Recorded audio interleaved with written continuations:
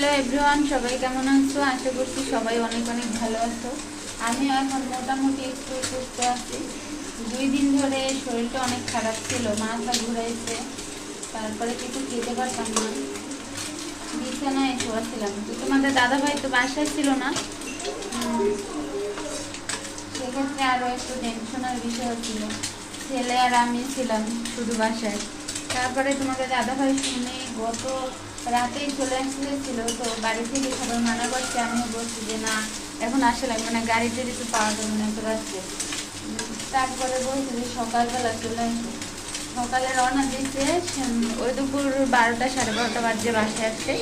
তারপরে এসে রান্না করে রেখে গেছে ওদের জন্য, তার সে আবার গেছে কাজে, পিসে গেছে। তারপরে কালকে অসুস্থ ছিলাম, ডাক্তারের কাছেও গেছি একটু, তো ওষুধ টষুধ দিচ্ছে, সেগুলা খাইতেছি। আর তো সকালেও উঠতে পারি নাই, তাড়াতাড়ি দেরিতেই উঠছি। পরে আজকে উঠে স্নান সেরে তারপরে পূজা দিলাম, পূজা টুজা দিয়ে ভাত খাইলাম। ভাত রান্না করে রাখতে গেছিল, ইলিশ মাছ ভাজি, আর আমি হচ্ছে দুধ গরম করছি, সেটা খাইছি মা ছেলে মিলে।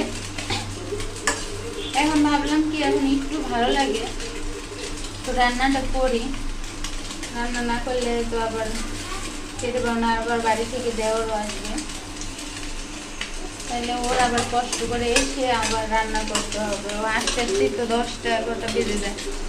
তো আমি রান্না বসাইছি, এখন বিকালবেলায় তাড়াতাড়ি করে আবার ছেলের পরীক্ষা, তো সেই জন্য ওকে আবার পড়াইতে বসাইতে হবে। এই 2 দিন তো আমি বসাইতে পারি না অসুস্থতার কারণে। এই দেখো বাড়ি থেকে ছোট পুঁটি মাছ, যে দেশি পুঁটি পাওয়া যায় না বিলের, এখন সেইটা পাঠাইছে।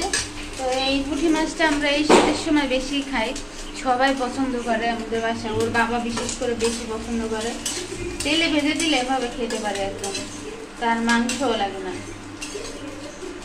তা দেখো অনেক পুঁটি মাছ পাঠাইছে, ওই যে মানে মিশানো খলসা মাছ, পুঁটি মাছ, আরও মাছ মিশানো, 5 মিশালেই বলা যায়। তো অনেকগুলো পাঠাইছে। আর বাবুর জন্য হাঁসের মাংস পাঠাইছে। তারপরে এই দেখো সবজি পাঠাইছে, এটা দিয়ে মাছ রান্না করবো। আর ওখানে লাল শাক দেখাই তোমাদের, গ্রামের লাল শাক, একদম আমাদের জমির লাল শাক, খুব সুন্দর। এই টাটকা সবজি, শাকসবজি খেতে একদম অনেক ভালো লাগে গ্রামের। তো এখন ভাবলাম যে তাড়াতাড়ি রান্নাটা সেরে ফেলি দিনে দিনে।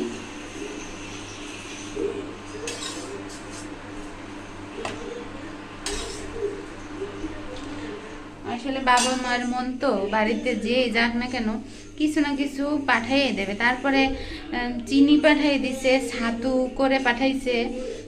মানে বাবু ওই আগে একবার ছাতু পাঠাইছিল, তখন ছাতু খাইতে পারে না, মানে বানাইয়া রাখছি তো ওইটা তখন একটু গরম ছিল, তো ফ্রিজে রাখি নাই, বাইরে ছিল, নষ্ট হয়ে গেছে, নারকেল দিয়ে বানাইছি তো সেই ক্ষেত্রে নষ্ট হয়ে গেছে। আমাদের বরিশালে এদিকে ছাতুটা বেশি খায়, ভাদ্র মাসে মনে হয়।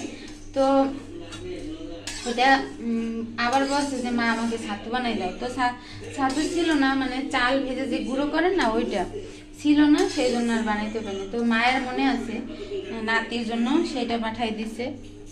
তারপর পূজার সময় তো বাড়িতে যায় নাই, আমরাও যাই নাই, তো মা বাবুর জন্য 1000 টাকা পাঠাই দিছে। আর আমার জন্য এই যে মিক্সিটা বানাই পাঠাই দিছে মা। খুবই ভালো লাগতেছে মা যে এখনো দেয়, মেয়েদের বিয়ে হয়ে গেছে তাও মা এখনো দেয়, কিন্তু আমরা মা বাবার জন্য কি কিছুই করতে পারি না।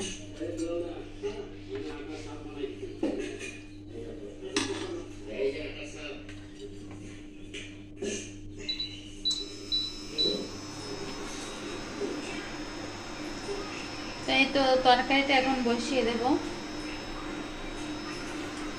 এটা কি বলে সারস না দুন্দুল যেন বলে গ্রামে। একটা দিচ্ছে তাতেই এত বড় হয়েছে, মোটা ছিল একদম বড় অনেক। তো এটা এখন রান্না বসিয়ে দেব। তো সবাই ভালো থেকো, আজকের মতো এইটুকুই ভিডিও করলাম। আর সবাই সুস্থ থাকো সেটাই কামনা করি। আর আমাকে একটু বেশি বেশি তোমাদের ভালোবাসা দিও।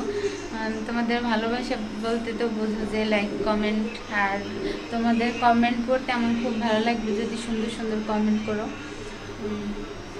সুন্দর সুন্দর কমেন্ট করলে আমি চেষ্টা করব পড়ার, রিপ্লাই দেওয়ার।